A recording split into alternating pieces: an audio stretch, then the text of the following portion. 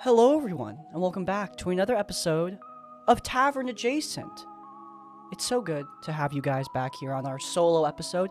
Today, we're going to be responding to an article released a week ago that I was tagged in quite a bit.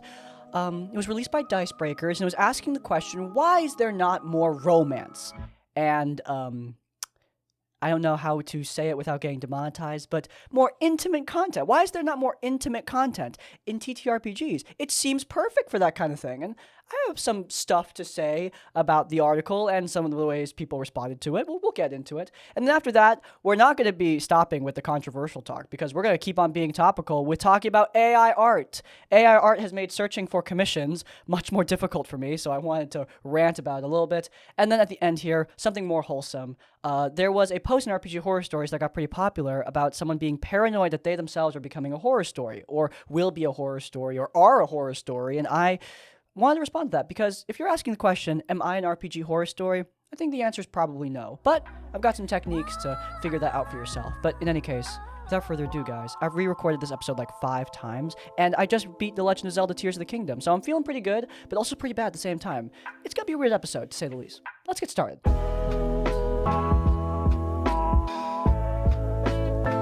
Alright, to open up, Dicebreaker. Dicebreaker, they make stuff. They're a content creation platform for TTRPGs. They release like GameSpot style articles. They have a YouTube channel. And usually I don't really mind their content. However, this most recent article generated some buzz. It got ratioed to hell and back on TTRPG Quitter? On TTRPG Twitter. And, well, I don't think it was completely undeserved. The article's premise was that sex and romance seem perfect for TTRPGs, so why are they not more frequent? And the article had some interesting things to say. It talked about some TTRPG examples of romance and sex. It brought up Bridgerton a bit, which was an interesting choice, because the idea that romance is this foreign concept to TTRPGs is honestly kind of crazy to me. There are some games where romance features extremely heavily. For example, Monster Hearts came to mind immediately upon reading the article. Hell, I mean, look, this book that I'm about to bring up ain't great, but Strixhaven, the D&D book Strixhaven, has a whole section of romanceable NPCs. There are many third-party supplements that introduce romance into D&D specifically, and lots of games have romance as, big parts of the narrative. And as for the sex thing, like why is sex specifically not more common in TTRPGs? I feel like the answer is rather obvious, and it's an answer that Dicebreaker for some reason does not heavily feature in their article, even though it's the central question. The answer is that a lot of people just aren't comfortable with it. And that's fine. By the way, there's this idea that I think is really irritating, that being prudish is the worst thing you could possibly be in the world. But speaking as a person who is asexual and also prudish, I find that very annoying. I'm perfectly comfortable being uncomfortable, okay? I am happy not having sex and romance be a very pivotal part of my life, and I'm not uncomfortable saying that. But for some reason, people keep on insisting, no, being prudish should make you extremely uncomfortable. It should be the worst thing ever. And that's a terrible mentality to have, okay? Let people be uncomfortable with stuff, all right? It's fine. It is okay. If you are uncomfortable with intimate topics in TTRPGs, I think that's all right. You establish that at session 0. That's what it's all about. And the article is okay with this. The article does clarify, look, as long as everyone's comfortable and consensual, then it's great. And that's awesome. But frankly, why was this even made in the first place if you already are aware of that? The reason people are not doing this kind of content a lot in their games is because they're uncomfortable. It's because they do not consent. And if you understand that people will inevitably not consent sometimes to more intimate content, then you understand why that sort of intimate content is not more common. Because people don't consent to it. It was partially frustrating to read. It also was frustrating to read because, again, like I said earlier, it ignores so much of the TTRPG industry. Again, Monster Hearts came to mind immediately when they were going on and on about how, there's not a very heavy focus on romance in D&D. I mean, come on. Who doesn't know about Fatal? I mean, obviously Fatal is a really bad example of what we're talking about here, but that book isn't new. It originated years and years and years ago. So it's not like this is like a recent plague or a recent thing. You know, romance and sex have been prominent in role-playing games for a long time. It has been content for it made before, and there's still content being made for it now. I mean, hell, with the advent of streamed D&D shows, so many famous romances in fantasy come from TTRPG shows. I mean, God, the shipping culture around Critical Role is pretty big, right? So it's crazy to me that this article... I mean, seriously, if I put something... Look, I have some experience writing for the press, and if I put something like this in front of my editor, I mean, I don't know, man. I'll get lit up. Now, please don't go harass the writer. I don't think what they wrote was bad. Okay, I don't think it was harmful either. I just thought it was, like, strangely misinformed. Like, coming from a website that talks about TTRPGs, like, that's the point. It was very strange to see an article seem so misinformed about the romantic content of TTRPGs. Like, frankly, I don't think there's some desperate need for more romance and more sex in TTRPGs. If you want it, great. If you don't, fine. Especially since... weirdly, it focuses a lot on the content made around sex, content made around romance. Honestly, I played out a romance at my games with Kalia Solfero, who you might recognize from Shadow over Carconos. She was romanced by a player character, and it was a really sweet romance. But there was no material or content to help me with that. It was just role playing between the two of us. You know, it was just from the Domsky.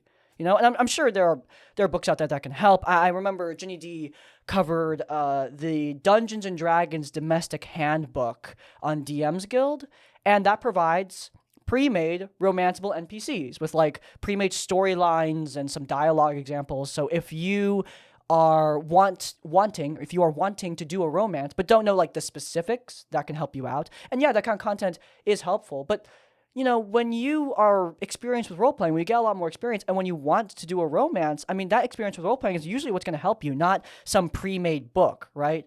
Like, Ford and Jester doesn't work because of a book or because of some content. Ford and Jester works because, you know, Laura Bailey and Travis Willingham are really, really good role-players, you know? Kalia Solfero and Daphne Nordstrom, you know, me and my friend Kyla, you know, we're not brilliant role players by any means, especially at the time we did this. We were only like, you know, we only had a year of experience playing with each other. But, you know, that romance worked out because we were comfortable. It was consensual. She asked me permission. She obviously knew that, you know, I might not be interested in a romance subplot. And I was like, actually, yes, I think this could be cool. I think it could build some good roleplay experience. And through that, we built a great storyline that was really, really sweet and cute. There was no material that was necessary for that. And I don't think the industry necessarily needs more of this material in order to, like, function or work. I don't think it's a desperate need to the point where I would be, like, advocating, like, more romance stuff is required. I mean, there's lots of other things I could write about if I was talking about what the TTRPG industry needs. And that's a whole other topic for a whole other day. But I just thought this was a very strange thing to focus on. The general response to this was stuff that I agree with. You know, people pointing out a lot of TTRPGs, especially indie TTRPGs that focus on romance and sex as prominent features. There were also some people who responded in a lot more of a, I don't want to say cynical, but derogatory is a strong word, but I don't really know another one for it. Derogatory way. Like people who are like, yeah, well, recently TTRPGs have been overrun with horrible degenerates. And frankly, I don't know if there's any sort of recency thing with that. I feel like TTRPGs as social gathering games where often you're playing with random people, especially due to online, you know, you're going to encounter some people who are not so great. And romance and sex are things that need to be, they're sensitive. You know, they're intimate. And through that intimacy, you can have some serious problems. And that's why, like, the worst problem players in RPG horror stories are usually involved with some kind of romantic subplot. That's the big reason why. Because intimacy, when it's done wrong, is, like, one of the worst things you can possibly have, right? It's very, very uncomfortable if someone makes it weird. But I don't think it's some sort of like new generation thing. I just think that recently, you know, with the advent of the internet, you can play with random people, and with random people, you're more likely to get someone who sucks. Simple as that, right?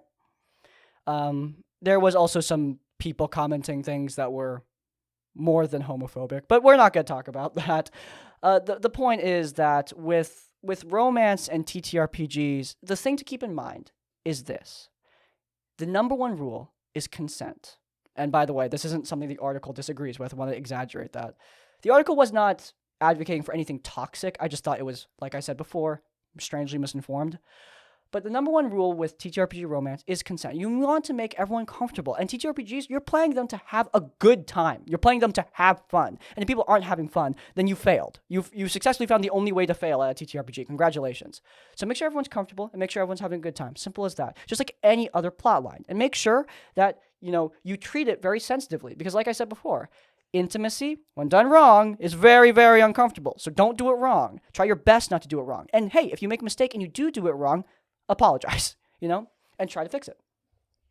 And if someone wants to drop the plot line, have it not go on because, they're realizing that they're out of their depth or they don't want to do it anymore, whatever, drop it. Again, intimacy done wrong, really, really bad. So yeah, that's the very strange Dicebreaker romance article. Again, not the worst thing I ever read. I think it wasn't great, but, some people's responses were very strangely this is horrible. The industry is dead. It was very, very dramatic. I mean, it's Twitter. Everyone is way too dramatic on that platform. So I shouldn't be surprised. But it was funny seeing people just lose their minds. I think that the article wasn't great. But again, I don't think it was advocating for anything openly horrible. It just, like I said, very strangely misinformed, and the intentions are misplaced because of all the things I would say the TTRPG industry needs more of, romance and sex content is, it's not high on my list, to say the least. Now, obviously, disclaimer, I'm an Arrow Ace person. That might affect the way I see that kind of content, but I think I speak for a lot of people when I say that there's other things I think developers should be focusing on when it comes to their games. Like making them cheaper. But, other than that, that's the Dicebreaker article. Let me know what you guys think. I hope I didn't, burn any bridges here or say anything too controversial. I think I've said all of this stuff before. But yeah, there you go.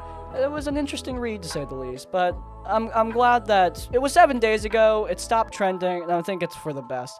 But in any case, let's move on to something so much less controversial than that. Let's talk about AI art and D&D commissions.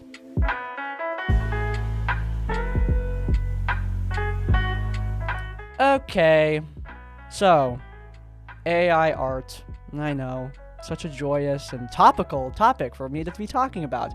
I want to say at the top here, I'm not an artist, okay? I paint sometimes, but I would not consider myself an artist, right? I hire a lot of artists, though. Sel and Ray and Alex, you've seen their work on the channel. Alex in particular, he draws so much. Wonderful man out of the UK. I believe his commissions are open right now, though I only saw 5 slots were left open, and frankly, by the time this goes up, they're probably gone because it's going up tomorrow, so they're probably gone. But if he's still open, I absolutely recommend hiring the guy. I'm going to be talking about something he made for me and a friend in Thing of the Week, so look forward to that. But in any case, Alex told me that he was busy, so he could not take a commission from me for this birthday present. Now, luckily, he became unbusy and was happy to take the commission anyway. Thank you so much, by the way, man. So awesome. But in any case, because he said that, I started looking for other options on Etsy. And I couldn't help but notice there are so many AI art pieces all over the D&D commissions search. I just searched up D&D character commission, and it's just AI art, AI art, AI art, AI art. Sorry if that didn't really sound like the words AI art. I've got a bit of a lisp right now. But the point is that I want to say this at the top.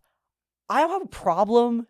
I don't get personally offended if I see AI art and they're charging a reasonable price and they clarify what they're doing, okay? Business is business. I'm not gonna pretend like what I'm doing here is totally holy or whatever and sacred, because it's not, all right? So I'm not gonna be all holier than thou if I see someone doing something that I find to be at least somewhat reasonable, right? If you clarify how you're doing what you're doing, you don't lie, and you charge a reasonable price, cool, right? I don't got a problem with that.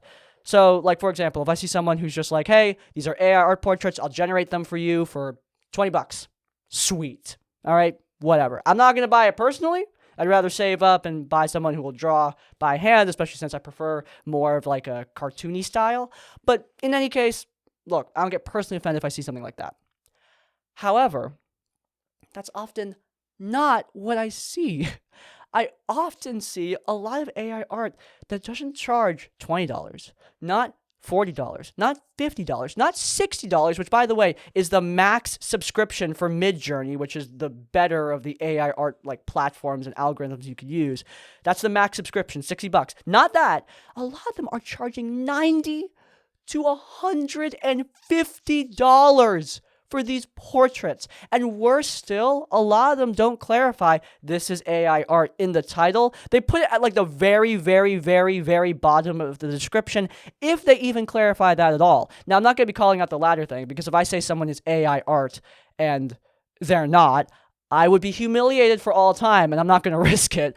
But frankly, sometimes people don't make it that unobvious, if you know what I mean. Like, if you see AI art, I've gotten like pretty good at seeing it. It always has this really weird like faux 3D effect, if you know what I mean, which, by the way, when a portrait comes out looking like that, I hate it. It's just my least favorite look for a portrait. I don't care how realistic it is. It's just like that weird faux 3D look. Just, it gives me this weird vibe, and I don't like it. AI especially does that, I've noticed, when it's generating something that's not human or not human adjacent. So like a light-skinned tiefling that can pass as human, like, okay, I could probably do that. But like an orc or a dragonborn, oh, dragonborn, God forbid. Sometimes, like, whenever I try to do anything like dragon adjacent or dinosaur adjacent with AI, sometimes it just like, it's just some weird things. I don't know if it's my fault. I don't know if I just don't know how to prompt it, but damn, it does some weird things.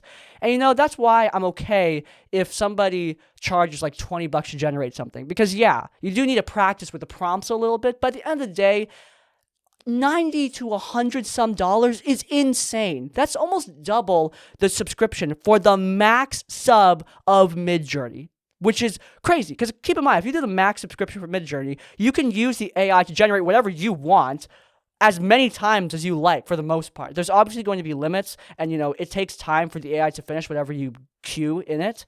But if you pay $60, you have access to a lot of opportunities to make what you want. But these people have the gall to be like, yep, fork over $140, and that'll generate you a single portrait. Don't be greedy. Like, it is crazy. And I understand, like, yeah, well, they Photoshop stuff. Look, I Photoshop too. I do a lot of Photoshop jobs. I would never charge even $50 for my services. Are you kidding me? That's bonkers. Like, $140 for AI generation and then a Photoshop job is still crazy. $90 is still crazy, okay? It's not just about the fact that it's AI art. It's about respecting the consumer, because so much of this is just blatantly misleading. If you know it's AI art and you know you're making AI art, why not put that in the title of your post? Why not? Why not do that? Well, because they don't want people to pass over them, all right? Because when people see AI art, there is a perception of this should be cheaper. And I think that's reasonable, right? It should be cheaper. But, you know, these sellers don't want to make it cheaper. They don't want to make it any reasonable price. They'll charge $130 because this is realistic art, and realistic art should cost $130. If it's $20, $30, hell, I'm not going to get personally offended. But when I see stuff like $100+ that's when gloves are coming off. And again, like a lot of these practices that people are putting in, I don't like it. You know, hiding what they're doing, posting the same thing multiple times so you can flood the D&D commissions listing with multiple versions of your product. That's crap. All right, please don't do that. A lot of people on this who do that, AI artists or no, but still, don't do that. It's so annoying. And, hey, a lot of them also do that really stupid thing where they say, like, oh, this costs $200, but right now it's on sale for 50% off. Hey, but the sale's going to end in like 2 days, so you better order right now. Get that purchase in right now. Don't think about it. Just do it right now. I hate that too. God, I hate that. Like, I get it. Business is business. And I'm not going to pretend like everything I do here is holy and sacred. But for the love of God, Don't do this crap, okay? Charge reasonable prices, respect the consumers, and hell, respect the other artists around you. All right, God, you got people who are trying to make their living on this platform, on Etsy, on Fiverr, and now they have to watch as the tags are filled with the same AI art commissions, usually just made by the same person, because again, they're gonna post the same listings multiple times. It's so frustrating. It's so annoying. Also, like at the end here, if you want to hire an AI artist instead of subscribing to Midjourney, fine, I'm not going to stop you. But for the love of God, respect your wallet. Put some respect to your own money. And hire somebody who's not going to fleece you out of your next rent. All right? It's crazy how much some of these people are charging. And I don't think you should be supporting this kind of behavior. It's nonsense. Look, D&D commissions ruined forever. No, I'm mostly talking just about Etsy because that's why I searched through. But frankly, Etsy was one of the better ones up until recently. Fiverr, a lot of people on Fiverr charge prices that are way outside of my pay grade. I just can't afford that kind of thing.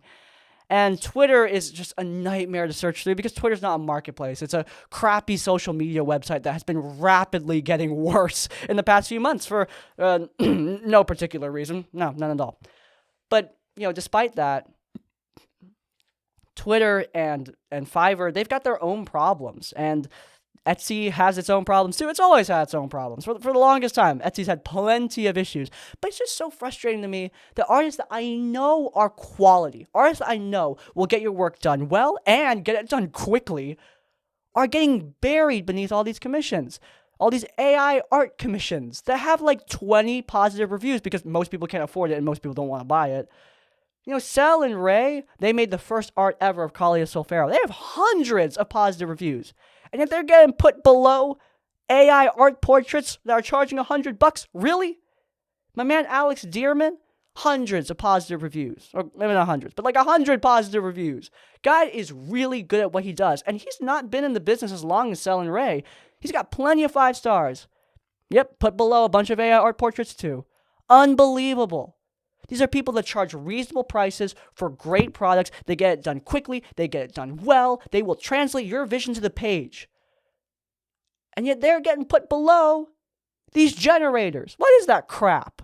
That is so annoying. It is just very frustrating to watch this happen. And yeah, it was just a very frustrating experience. Now, thank God I can, utilize my platform to find artists. Like, I am lucky in the sense that I can go to my, my community tab and say, hey, I'm looking to hire somebody. Send me your portfolio. Send me your rates.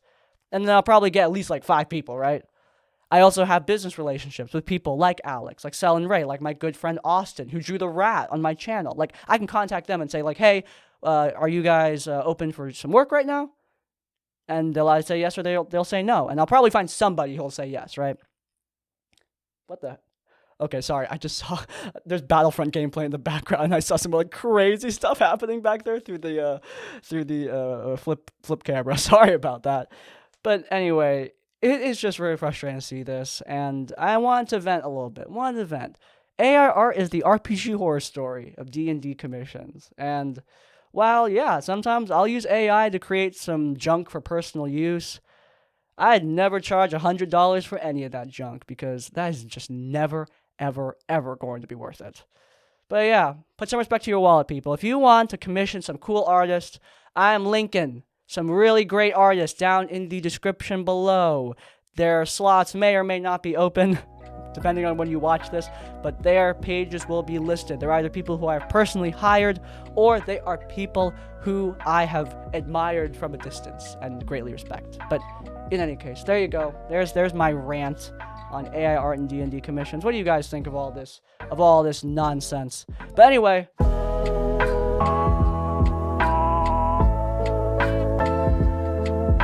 all right. So, are you becoming an RPG horror story?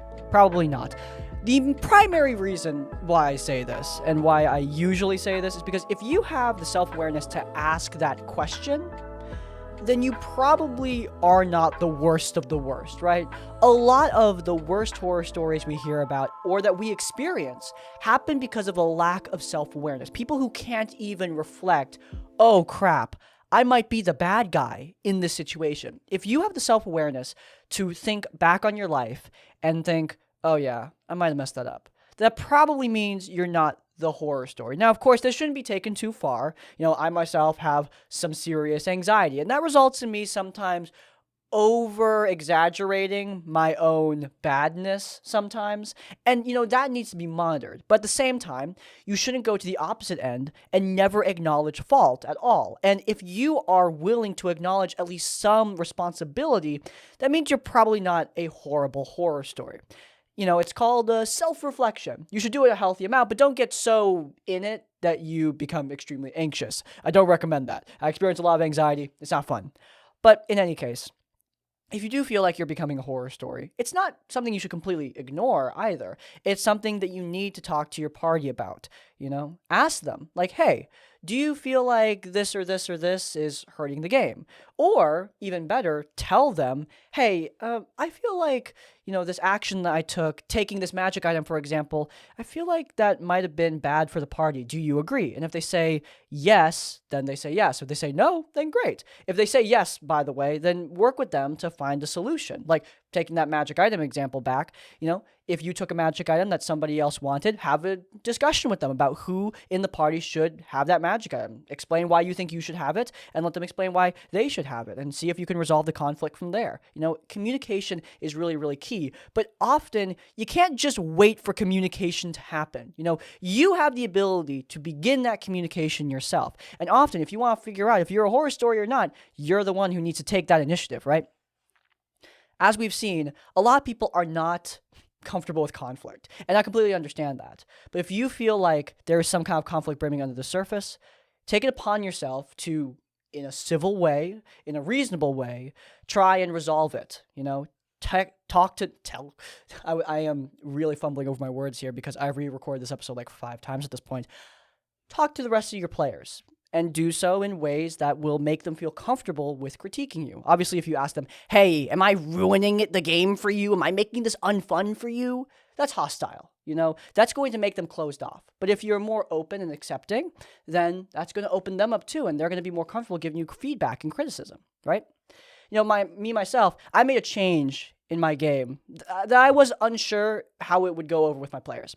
I removed Counterspell. The primary reason I did this is because due to me using Flea Mortals, spell casting with monsters is nearly non-existent with only a faint few exceptions.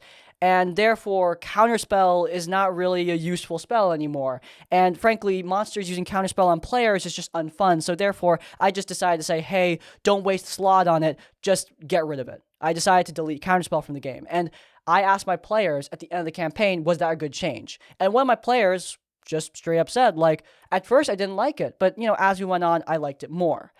I should have asked earlier. I shouldn't have asked at the very end of the campaign, but I am happy with the way I asked. I said, I feel like the removal of Counterspell was a very sudden decision. I don't regret it, but at the same time, I just feel like I made that decision very quickly.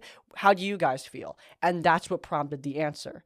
When you prompt with things that you yourself feel, like, I statements, I feel this, I feel that, it opens up the rest of the people. It's a very I don't want to say stereotypical, but it's a very common piece of advice, but it's common for a reason.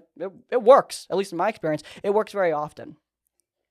Like I said, though, the main things you want to worry about when you're a player and you feel like you're a problem player is how your actions in the game, or especially out of the game, how your decisions affect the rest of the people around you. Make sure to keep that in mind when you are making those decisions in the first place. The ideal is to never be a horror story in the first place. That's obviously impossible. Everyone's going to make mistakes at some point. But the ideal is to avoid those mistakes before they happen. So when you're making decisions, consider, like, hey, how is this going to affect the game? How is this going to affect the other players? How is this going to affect the dungeon master? A lot of people forget that last one. A lot of people ignore the DM when thinking about the decisions that they make in the game. And I think that's really unfortunate. I think that ignoring the DM is just a lightning rod for disasters, because often decisions that players make that are really, really, really out of left field, that just come out of nowhere, they can really throw the DM off their toes. Now, of course, I'm not saying you shouldn't make sudden decisions or you shouldn't do cool stuff, but just make sure to think about the consequences of those decisions and be willing to accept those same consequences. If you do something that completely derails the campaign, it's going to derail the campaign, and that's going to make it harder for the DM to run a good game. So think about that. Talk to your DM about that. Ask them, hey, what are the effects of this action going to be? Let the DM also consider it.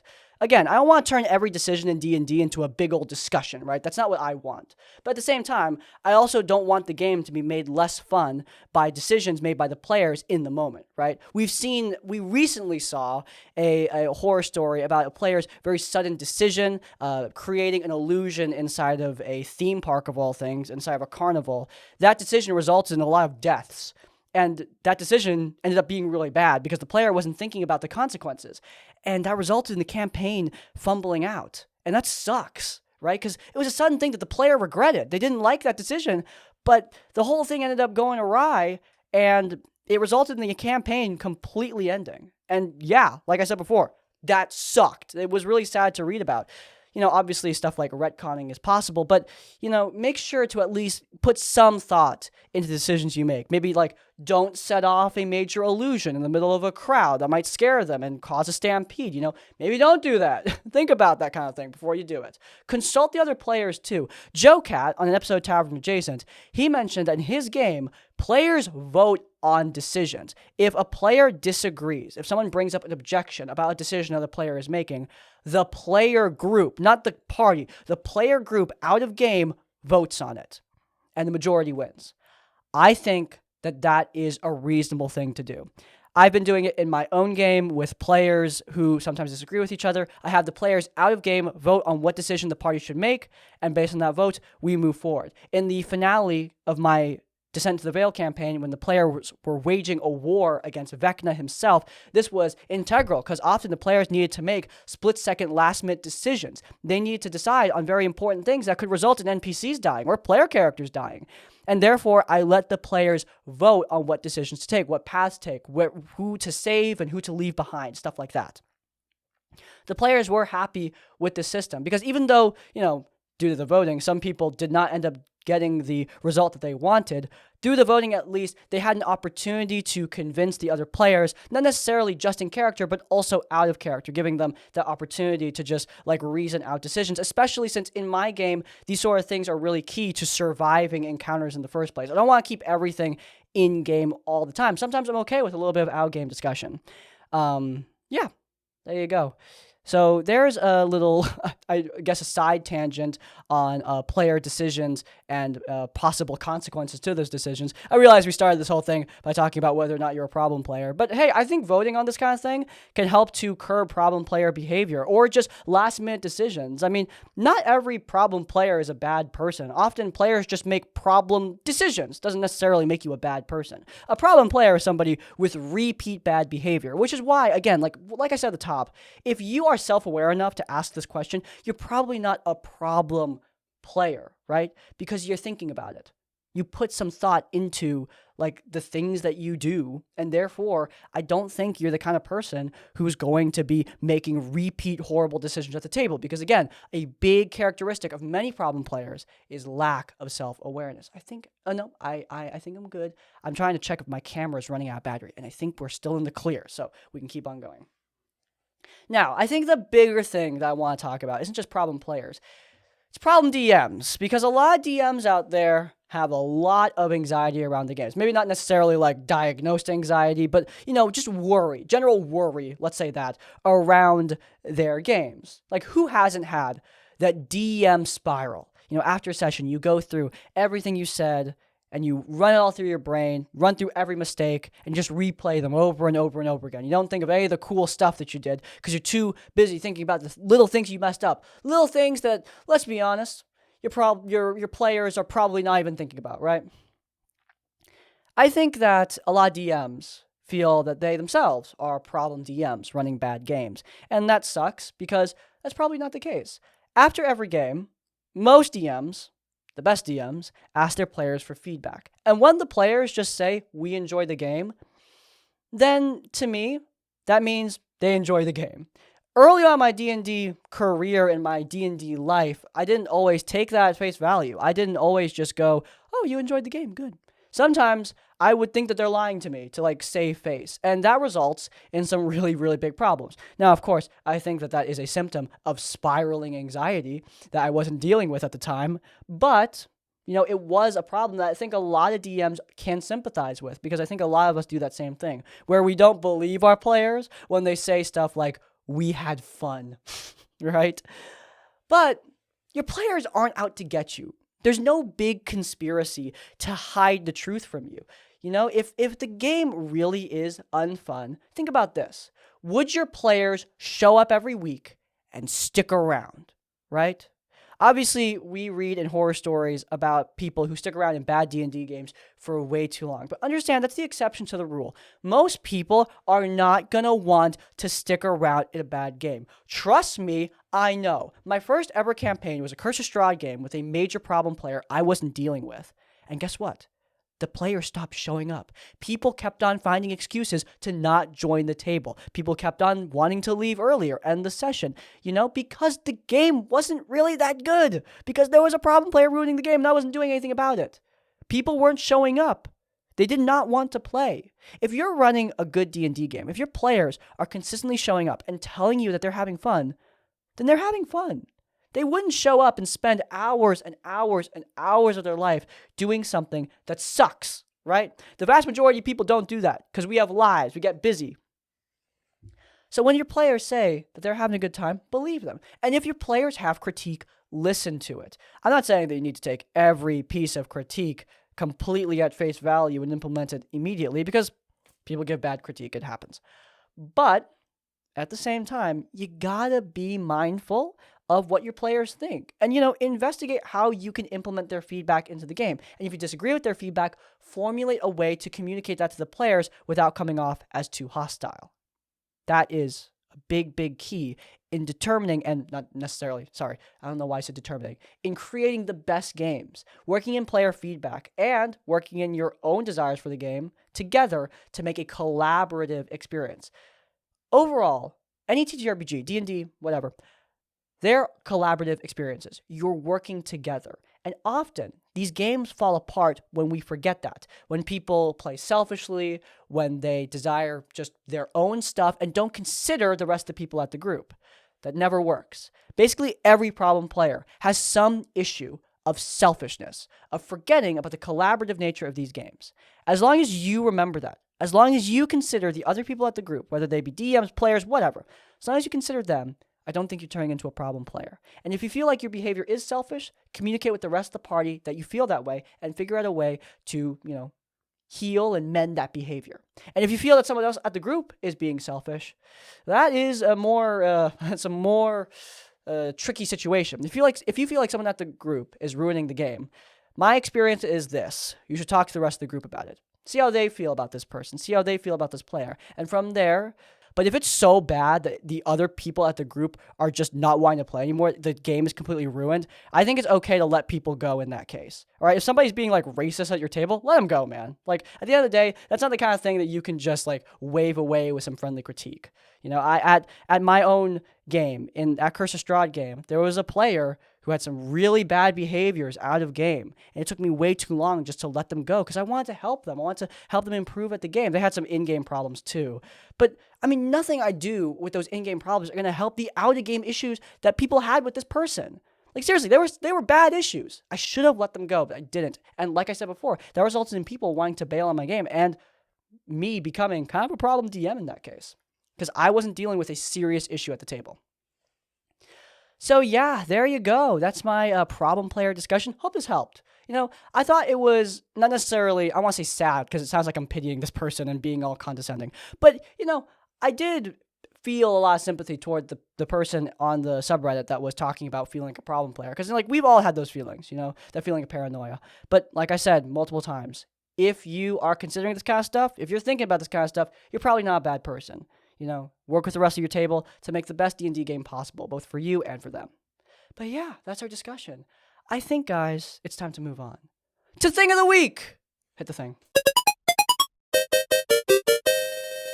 This week, my Thing of the Week is this beautiful, I don't know if you can see it, but this beautiful art of Kalia Solfero and her fiance, soon-to-be wife, Daphne. I commissioned the incredible Alex Dearman to create these beautiful wedding invitations for my friend's birthday, because completely by coincidence, Daphne, this character right here, Kalia's fiance, the player character who decided to romance Kalia, the player's birthday was yesterday, actually, last night. It was quite the eventful birthday. That birthday is also my thing of the week in a way. Like some stuff happened. You know, my friend, she locked her keys in the car, and so we spent like 20 minutes trying to break into her car to get the keys, and then AAA showed up to help us out and break into the car the proper way. All fun. It was all fun and games. But seriously, this art is just absolutely gorgeous. Like, this commission... He also went above and beyond with the actual drawing. You know, he was just supposed to do... Alex was just supposed to do half body, no color. That's it. Just a pencil sketch or something like that. Just want something simple for $20. He went full body for both characters and with simple colors. And it just looks so good.